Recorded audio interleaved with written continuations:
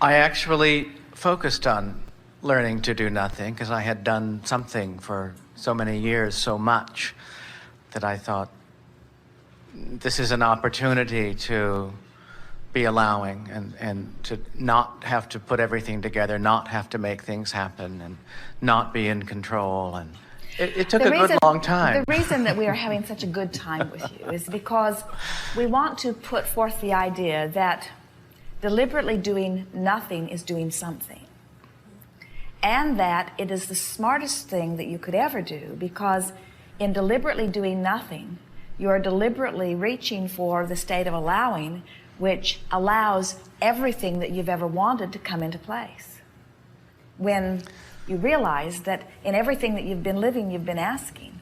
And so Source, who adores you and hears you and understands you and is answering you, is responding in the steady, consistent way that it is, that when you decide finally, and usually you have to beat yourself up pretty good before you come to that place, but when you finally decide that you are going to afford yourself a block of time where you do not push yourself to do something that you do not want to do, or where you do not force yourself to do something when you would rather not do it, but instead you choose what feels best to you, then all kinds of things come into place.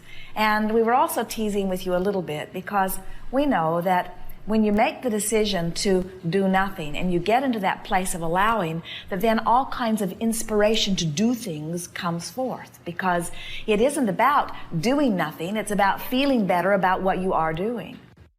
What we would like to say to all of you about this is that that really is the way your life is supposed to be. It's what you had in mind when you came forth into these bodies.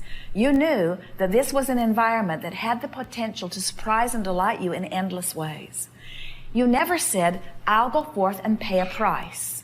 And once I've paid a big enough price, I will allow myself a little bit of pleasure in return for the hardship. Because from your non-physical perspective, you understand that that is not the way it works. In other words, we would like all of you to assume the identity of one who is on an endless cruise, or one who is on an endless beach, or one who is on an endless path of beaches and cruises and interesting things and interesting people and interesting subjects and wonderful, adventurous, delicious, wonderful things to do. In other words, we would like you to adopt that as your identity. And it takes some living of the other to spike that desire enough that you begin to do that, but there is no reason for you to have less than one joyful moment after one joyful moment after one joyful moment. You do not have to dip back in to the unwanted.